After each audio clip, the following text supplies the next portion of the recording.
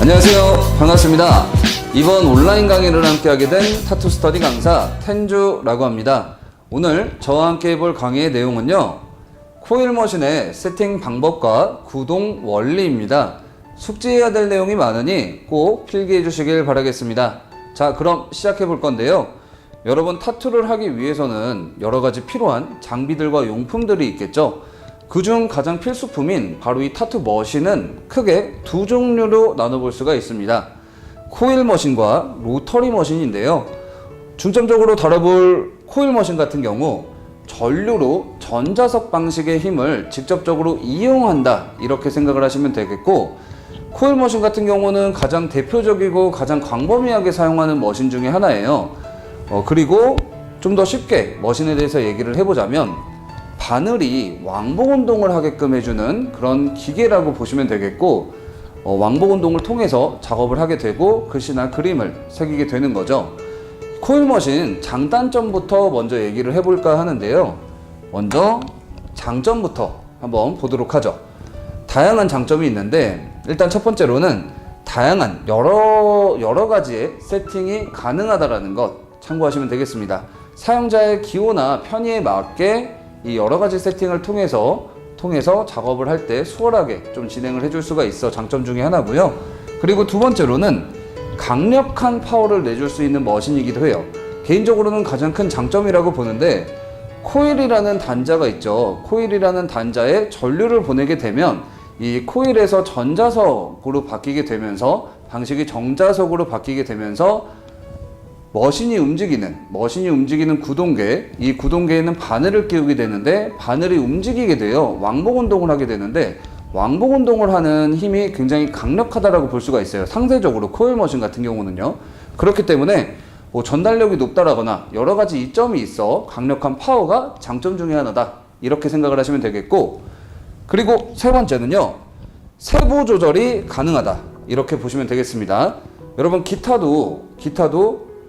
기타의 음을 조절하기 위해서 기타 줄을 조율을 하잖아요. 그런 것처럼 코일 머신 같은 경우도 세부 조절이 가능한 기능을 통해서 깊이라던가 속도, 타격 횟수 등을, 그러니까 작업을 하는 과정에서 깊이라던가 속도, 타격 횟수 등을 본인, 그러니까 사용자의 기호에 맞게 조절을 해줄 수가 있어 머신을 내 손에 맞출 수가 있다는 장점이라고 보시면 되겠죠. 그렇기 때문에 세부 조절이 가능한 것이 장점 중에 또 하나다, 이렇게 보시면 되고, 네 번째로는 조립식이다.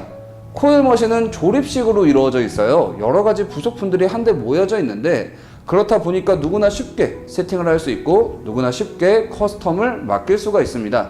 또한 내구성 및 부품의 호환성이 좋기도 합니다. 어지간해서는 코일 머신이 망가지는 일은 거의 없어요. 여러분들이 정말 낙하라던가 과격한 사용 등을 하지 않는 이상, 정말 오래 써도 수명이 굉장히 긴 머신 중에 하나가 바로 이 코일 머신 같은 경우인데요. 아무래도 조립식이다 보니까 소모가 되는 부속품을 교체만 해주면 되기 때문에 굉장히 오래 쓸 수가 있고, 또 이 부속품을 교체했을 때 호환이 되느냐 안 되느냐도 중요할 텐데, 부품의 호환성이 전체적으로 굉장히 뛰어난 편이라서 크게 안 맞거나 하는 일이 거의 없어요. 저 같은 경우도 지금 벌써 7-8년 정도 사용하는 코일 머신이 있는데, 아직까지도 잘 쓰고 있고, 그 다음에 중간중간 정비를 쉽게 맡길 수 있어서 크게 불편함 없이 쓰고 있는 그런 부분들이 있습니다. 그렇기 때문에 장점 이렇게까지 알아보았고요. 그리고 반대로 장점에 대해서 알아보았으니 단점도 있겠죠, 분명히. 단점은 첫 번째로는 무겁다라는 것.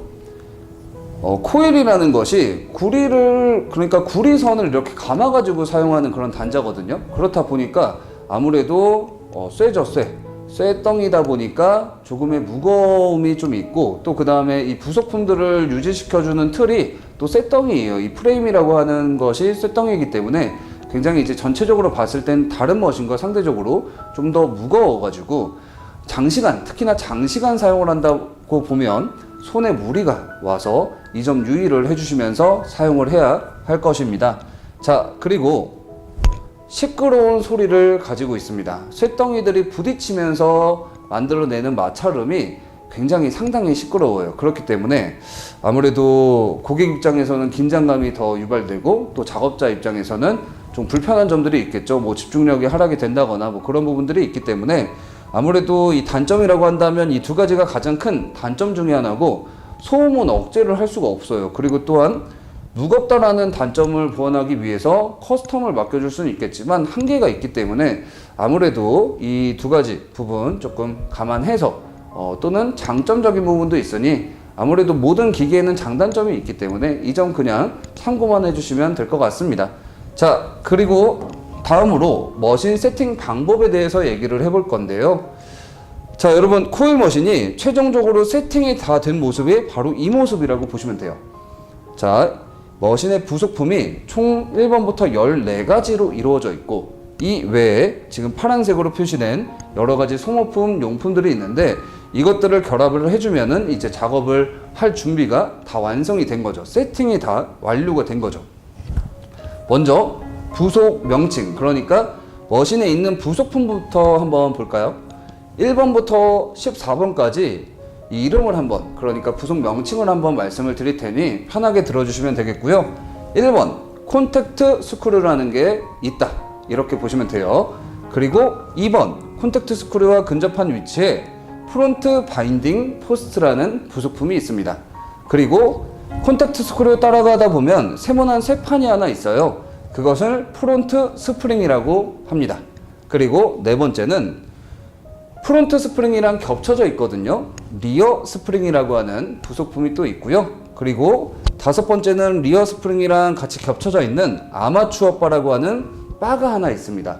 자, 이 바의 윗부분을 아마추어 핀, 6번 아마추어 핀이라고도 하고요. 자, 그리고 코일 머신의 가장 심장이죠. 바로 7번 코일입니다.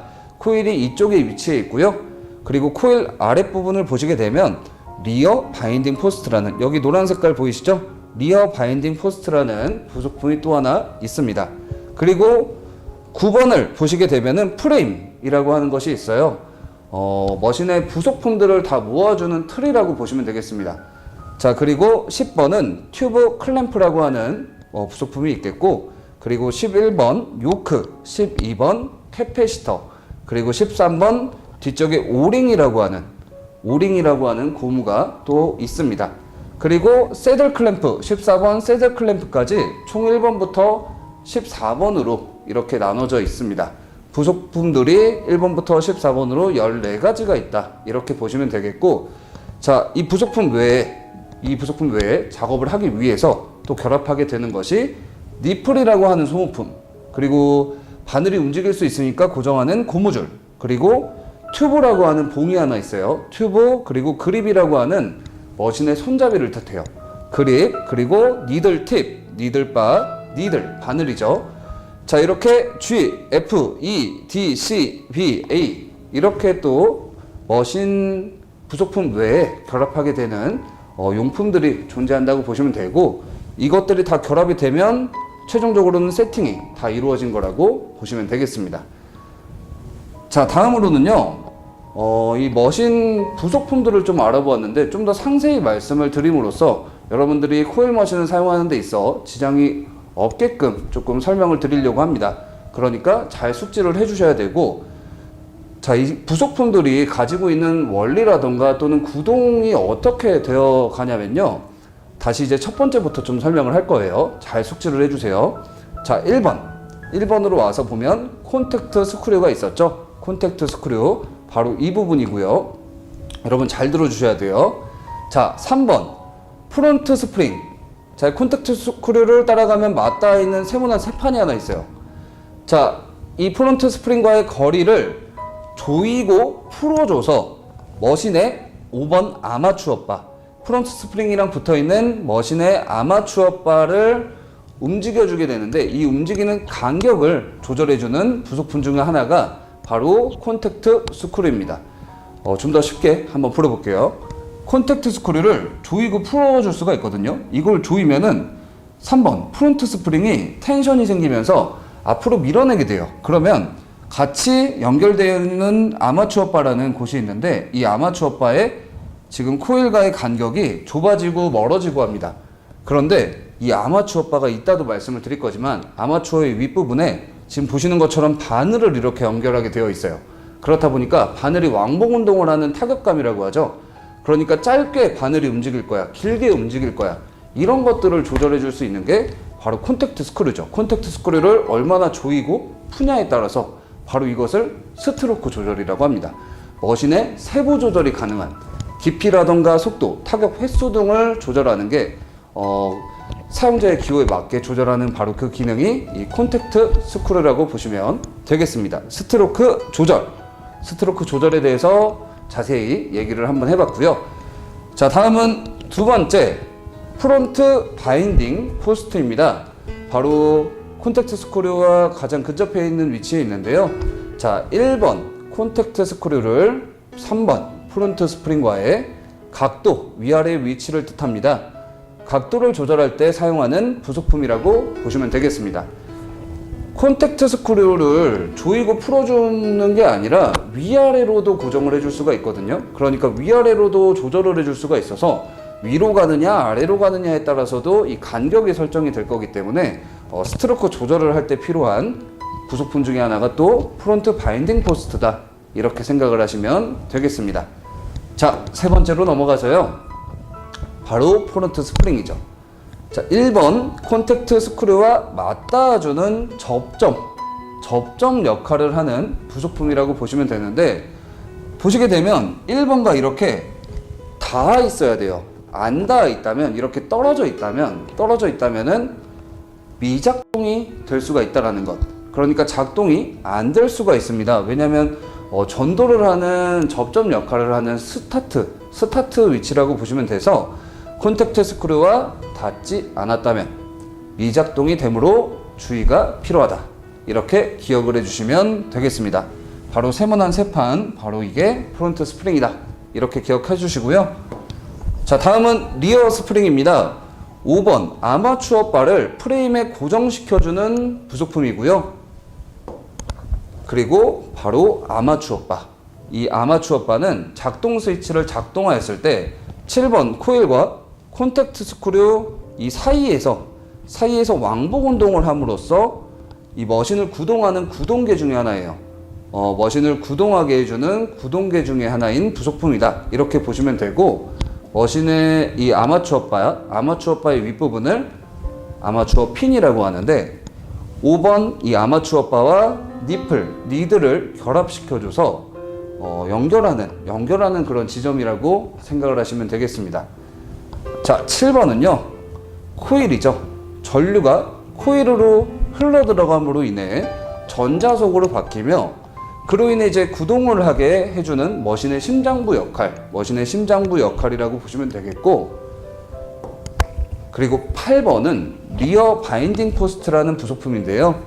자, 클립 코드라는 머신의 연결선이 있어요. 머신의 연결선을 이 리어 바인딩 포스트에 연결하게 되어 접속 장치라고 보면 되는데요. 전력을 받아들이는 연결선을 통해서 전력을 받아들이는 접속 장치이다, 이렇게 이해를 해주시면 되겠습니다.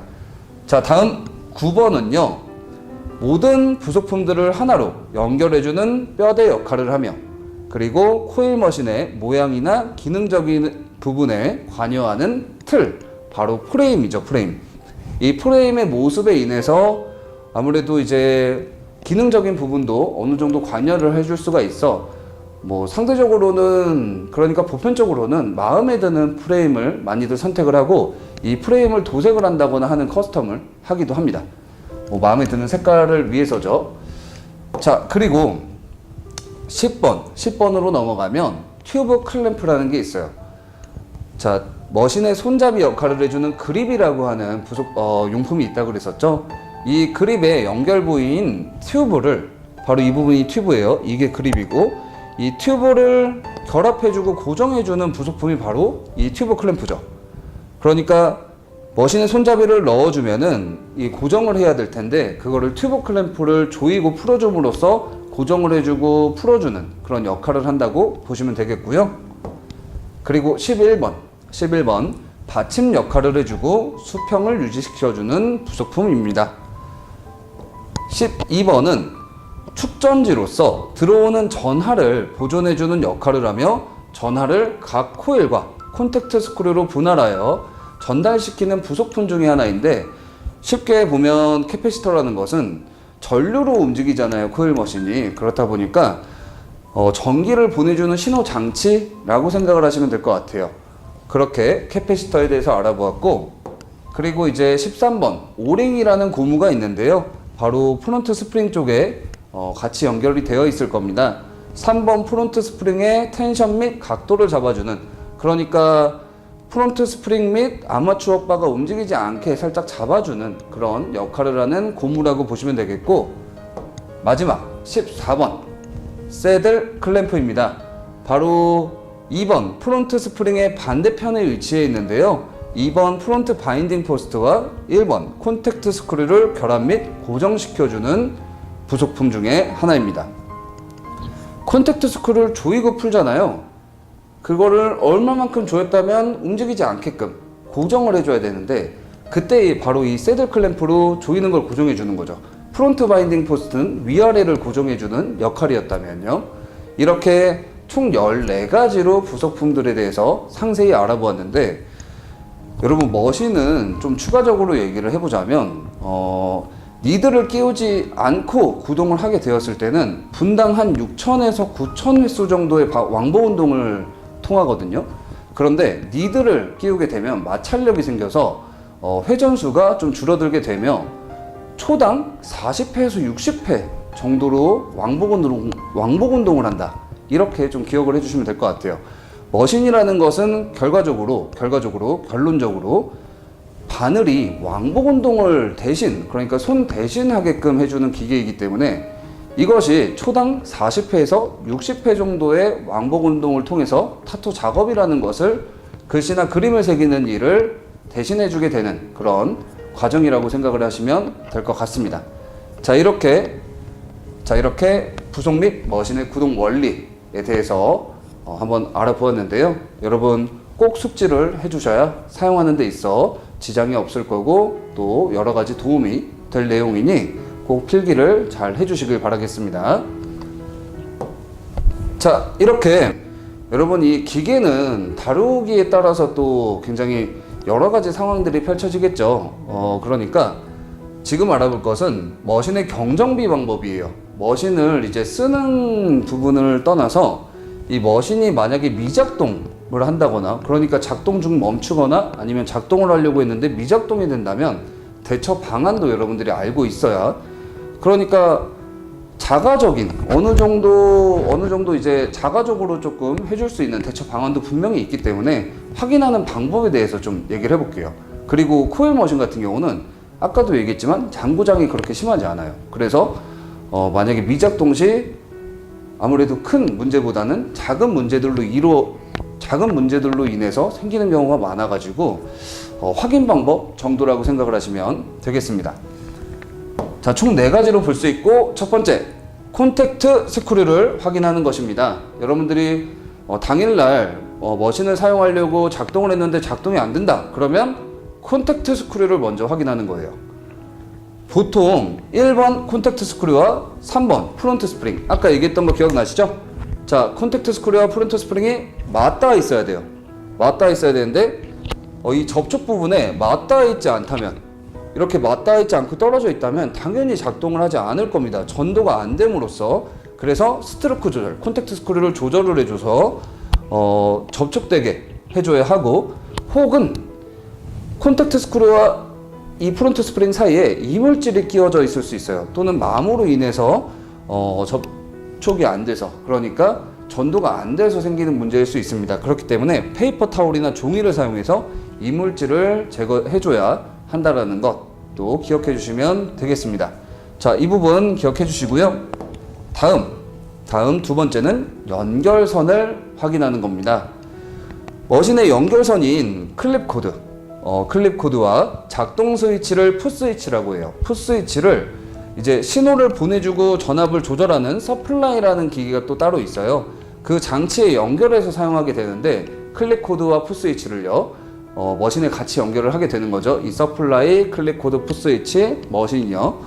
그런데 이때 서플라이에 알맞게 끼워줘야 되거든요. 서플라이에 보시게 되면 풋스위치는 이쪽, 그러니까 클릭 코드는 이쪽 이렇게 나눠져 있는데 이걸 반대로 낀다거나 그리고 또 끼다가 말거나, 그러니까 반쯤 넣었는데 뭔가 작동이 안 된다 라고 한다면 그런 부분들을 먼저 확인을 해야 된다는 거죠. 상식적으로 설마 그러겠어 하실 수 있는데 정말 잔실수가 좀 있을 수 있기 때문에 꼭 확인을 해 주시는 게 좋습니다. 주의를 해 주시는 게 좋겠고요.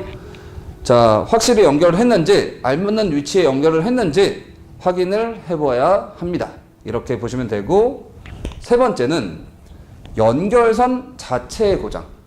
그러니까 클릭 코드 및 풋스위치는 직접적으로 사용하는 연결선이에요. 풋스위치는 발로 밟아서 사용하게 되고, 그리고 클릭 코드 같은 경우는 머신을 이리저리 사용하게 될 건데, 그럼으로써 과격하게 사용한다거나 보관 시 이 선을 너무 타이트하게 묶는다거나 하게 되면 안에 있는 접지선, 그러니까 선 안에 있는 구리선이 굉장히 얇아요. 그래서 잘 이제 끊어지거나 또는 연결이 잘 안 될 수 있기 때문에 주의해야 하고, 고장이 만약에 의심시에는 여유선을 구비해서 각각 확인을 통해, 그러니까 풋스위치가 문제인지 클릭 코드가 문제인지 각각 여유선을 통해서 확인을 해주고 교체를 해주시는 것이 좋고요.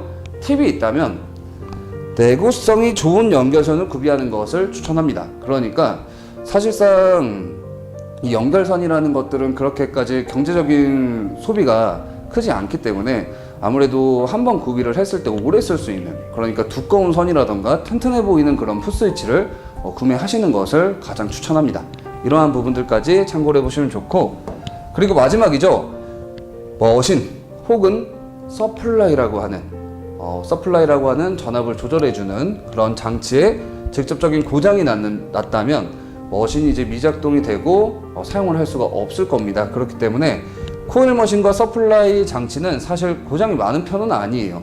그렇기 때문에 사용함에 따라 낙하라던가 장시간 사용에 따른 발열, 그리고 과격한 활용 등으로 인해 수명이 줄거나 고장이 날 수는 있습니다. 그렇기 때문에 이 점을 정말 유의해야 되고, 고장이 의심시 사용하는 것을 추천하지 않아요. 만약에 전압이 들어오다 만다거나 또는 작동을 하다가 멈추고 다시 재작동되고 이런 것들이 반복이 된다거나 억지로 조금 하는 그런 느낌이 든다면 웬만하면은 안 하는 것이 좋습니다. 왜냐하면 결과에도 문제를 끼칠 수가 있기 때문에, 지장을 줄 수 있기 때문에 추천하지 않으며 AS 및 재구매를 하시길 바라겠고, 그리고 항상 머신이라는 것과 항상 타투 장비라는 것은 타투를 할 수 있을 때 잘 사용을 해야 되므로 여러분들이 항시 체크를 해주셔야 돼요. 그러니까 작업을 안 하는 날에도 나오셔가지고 여러분들 개인 장비 한번 점검을 해주시는 게 가장 좋습니다. 자, 이렇게 머신의 경정비 방법으로 머신이 미작동 시 대처 방안에 대해서 이야기를 해봤고요. 자, 그리고 머신 및 장비 위생법을 설명함으로 이제 마치도록 할 건데, 자, 마지막까지 잘 들어주셔야 됩니다. 그러니까 일회용 소모품을 사용을 해야 된다. 항상 타투라는 것은 감염의 우려가 있기 때문에 여러분들이 장비를 사용하는 데 있어서도 여러 가지 장비들과 용품들이 있을 건데, 특히나 이런 부분에 소홀하게 된다면 전문성이 떨어지고 위생에 그런 우려가 생길 수 있기 때문에 꼭 기억하셔야 됩니다. 재사용은 절대 안 되고요. 바늘의 재사용이라던가 그런 것들은 절대 안 되고, 이미 여러 수업에서 항상 저희가 강조를 하는 것 중에 하나일 거예요. 절대 일회용 소모품을 사용을 해서 절대적으로 위생적인 부분, 그러니까 용품적인 부분에서 소홀하지 않게 주의를 하시는 게 좋고, 손으로 하는 일이다 보니까 당연히 손이 위생적이지 않는다면 안 되겠죠. 그래서 장갑을 사용해야 되고, 손이 닿는 곳은, 내 손이 닿는 모든 곳은 랩핑을 처리해서 위생적으로 진행을 해주시는 게 좋습니다. 자, 그런데 여러분, 여러 가지 이제 장비 중에 또 좀 신경을 써야 될 부분들이 몇 가지 있거든요. 먼저 클릭 코드 같은 경우, 머신의 연결선이죠. 머신의 연결선이 아무래도 신체에 닿는 경우도 있어요. 그렇다 보니까 아무래도 감염의 우려가 분명히 있겠죠. 그렇기 때문에 이 클릭 코드 연결선에 비닐 커버가 있습니다. 이 코드 슬리브라고 하는데 이 위생 커버를 씌워가지고 사용하는 것이 좋고요. 당연히 일회용으로요. 그리고 서플라이라고 하는 이 전압을 조절하는 장치에 랩핑을 하는 게 좋습니다. 왜냐하면 전압을 올리고 낮추는 경우도 빈번히 발생이 되는데 그렇다 보니까 만지게 되죠. 그러니까 랩핑을 꼭 해줘야 되고 슬리브라는 아까 얘기했던 코드 슬리브, 그러니까 클릭 코드 위생 커버를 조금 활용을 해가지고 이렇게 씌워가지고 사용하는 경우도 있습니다. 그리고 머신 같은 경우 오늘 알아보고 있는 바로 이 머신 같은 경우도 위생 커버를 씌워가지고, 왜냐하면 머신 몸통을 프레임을 직접적으로 장갑 낀 손으로 만지는 경우도 있거든요. 그렇기 때문에 위생 커버를 구비하셔가지고 씌워서 사용하는 것이 알맞는 방법이고요. 그리고 그립 같은 경우는 머신의 손잡이라고 말씀을 드렸었죠. 이 손잡이에도 그립 테이프라고 하는 것을 감싸서 위생적으로 사용해 주시고, 혹은 그립 테이프가 없다면 랩핑을 해서 사용하는 것을 추천합니다. 자, 그리고 보관 방법으로는요, 1회 사용 소모품은 당연히 사용하고 나서 폐기해야 되겠죠. 그리고 머신 커버 같은 경우도 제거 후에 가벼운 세척을 해주세요. PB 용액이라든가 물티슈 또는 에탄올 알콜로 소독을 한 번 더 해줍니다. 그러니까 에탄올 알콜을 페이퍼 타올이라든가에 묻혀서 한번 닦아주는 게 좋고요. 머신을요. 그리고 일회용 멸균팩이라는 그 비닐 봉투가 있습니다. 그 멸균팩에 밀봉을 하셔가지고 자외선 소독기에 보관을 하는 것이 가장 알맞는 보관 방법 중에 하나예요. 머신의 보관 방법. 그리고 아무래도 머신도 머신이지만 직접적인 연관이 있는 바로 머신의 손잡이인 이 그립 같은 경우도, 이 그립은 그립 테이프를 제거 후에 초음파 세척기라는 이 세척기에 한번 세척을 해주고, 그리고 세척솔과 세정제가 있습니다. 세척솔과 세정제를 사용해서 꼼꼼히 닦은 후에 흐르는 물에 한번 헹궈준 후, 그리고 멸균팩에, 머신 멸균팩 똑같은 걸로 사용하셔도 돼요. 이 멸균팩에 보관한 후에 멸균 오토클레이브가 있어요. 멸균 오토클레이브에 멸균하여서 자외선 소독기에 보관하는 것이 좋습니다. 만약에 이제 멸균팩이 없는 경우 그냥 자외선 소독기에 보관하셔도 되기는 합니다. 이러한 부분들까지 조금 살펴보았는데, 여러분 오늘 코일 머신의 이해에 대해서 한번 들어보셨습니다. 처음부터 끝까지 조금 진행을 해보았는데, 아무래도 이 머신이라는 것은 가장 손에 연관이 되는 일이기 때문에 오늘 마지막으로 들었던 이 위생적인 부분까지 철저하게 사용을 해주실 수 있어야 되고, 또는 머신에 하나하나 꼼꼼하게 내가 사용하는 머신이 어떤 친구인지 관심 있게 들여다보고 오늘 들었던 내용들을 숙지를 하신다면 머신을 사용하는 그런 부분들이 수월해질 거고, 또 그 다음에 여러 가지 시너지 효과들이 분명히 있을 거기 때문에 오늘 수업 잘 숙지를 해주셨으면 좋겠고, 이제 다음에는 더 좋은 수업으로 찾아뵙도록 하겠습니다. 자, 들어주시느라 감사합니다. 수고 많으셨습니다.